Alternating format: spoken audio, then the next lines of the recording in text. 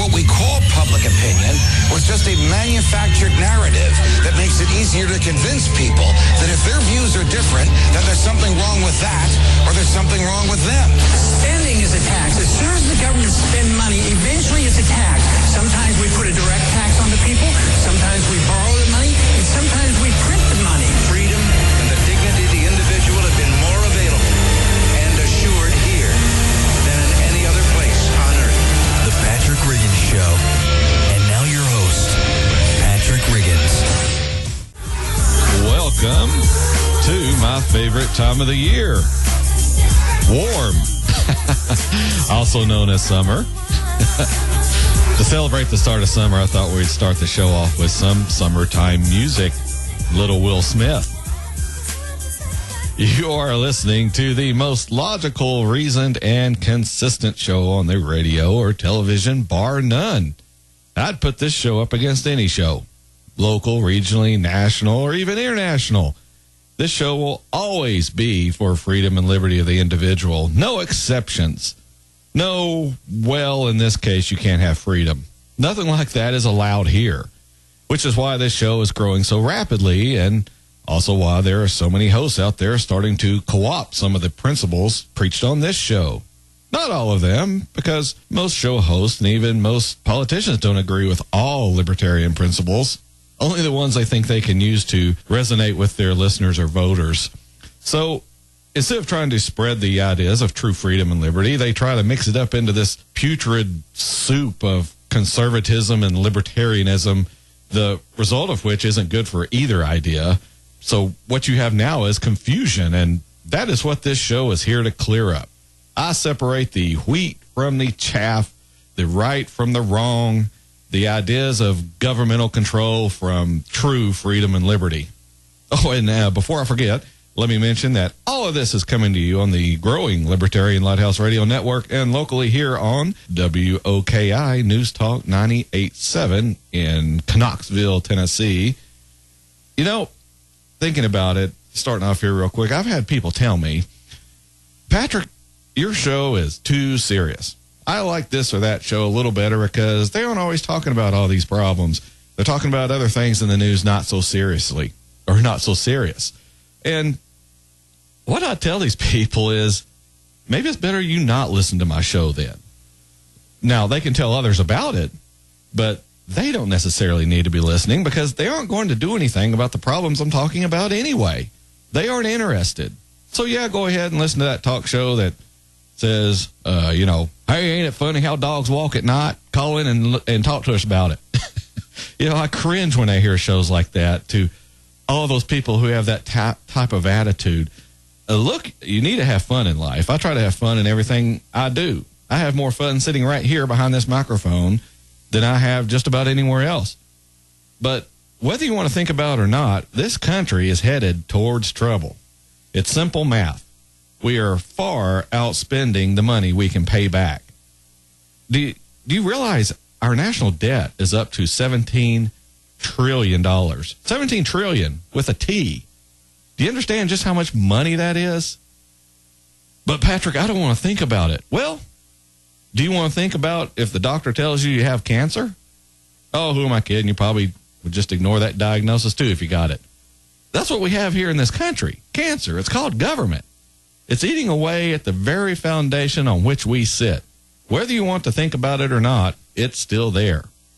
It reminds me of people who are on like restricted diets for diabetes or high blood pressure or whatever. They'll tell themselves, I'll just eat one cupcake. My doctor will never know. And you're right. He's probably might not ever know. But your body knows. You can't fool it. It'd be like cutting off your finger and saying, I'm not going to tell my doctor about that I did that. He'll never know if I don't show him. Hey, stupid, your finger's still gone, whether your doctor knows it or not. You're still screwing up your body by eating the wrong things. The stuff your doctor tells you not to eat. It's still hurting you whether you want to admit it or not. In that exact same way, our government, or our country, and our government too, it's in bad shape whether you want to admit it or not. Doesn't change the fact that our debt is still $17 trillion. But you're right. You're right. Sit around and let someone else worry about it. After all, the government will bail you out, right? I'm sure when the government runs out of money, it'll be more than happy to give you some. Just ask the people in Europe how that works. You think this government really gives a hoot about you, the little guy or gal? You know, when the crap hits the fan, they're going to look out for people who give them money. That's who's important. And that's Wall Street, the financiers who can put together loans for countries, can bail out currencies. That's who gets taken care of. Oh, sure, they'll throw you a bone on your mortgage.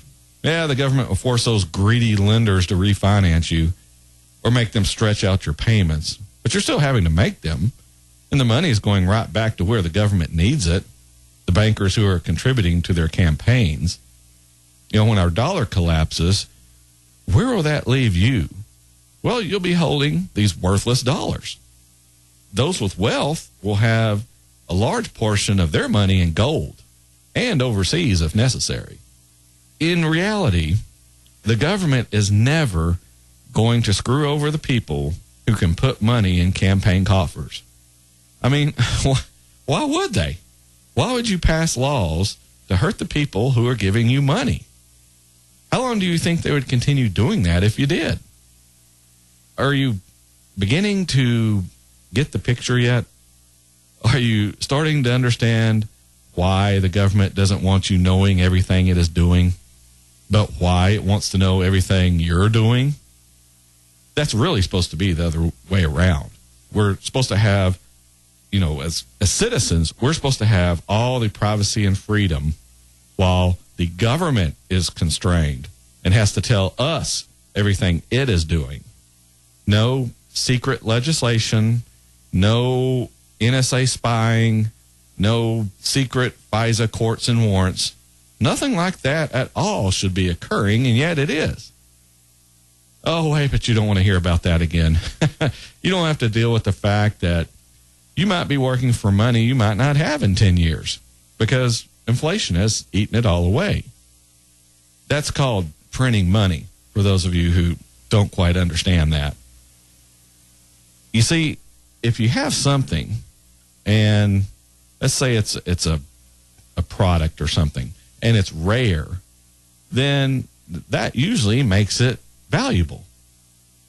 But the more of it that's around, then it's less rare and consequently less valuable. Let's say you're making bicycles, and you're the only one that makes bicycles in your whole city. Well, consequently, you pretty much have a monopoly on bicycles, so you can charge pretty much whatever you want. But let's say more and more people get into this business and start making bicycles. Well, now your bicycles that you used to could get a lot of money for aren't as worth as much now because there's more of them around.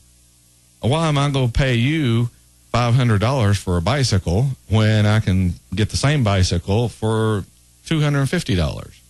Having more of these things around, and of course I'm horribly simplifying this, but more of these you have around, the less valuable each one is. And that's what's happening with your dollar. The more dollars that we print, the more there is around, and so the less yours are worth, especially when you don't have the dollar really based on anything other than the fact that, hey, we say it's worth $1. If we say it's worth $1, then, hey, that's what it is, right? So instead of instead of sitting here trying to figure out where all of this is going, the best thing to do is let's just start limiting government. Let's start trying to cut government back. Whether we want to face it or not, we just have too much of it. Look at the whole spying thing. Look at all of this stuff that's going on, all of this arrogance and just total outright disrespect for the citizens of this country by our government. And you'll see that we have just too much government, and it's really screwing our country over. And if whether you want to admit it or not, whether you want to do something about it or not, it's still there. So it's up to us to do something about it. Anyway, this show, we're coming up on the first break here on the Patrick Riggins Show. When we come back, we have just a packed show. I've got stacks and stacks of stuff that there's no way I'm probably getting to. So we're going to try, though, and we'll start off with who else but the poster child of big government, fighting big government, Mr. Edward Snowden. We'll hit his case when we come back, and even more, all on the Patrick Riggins Show. Join us.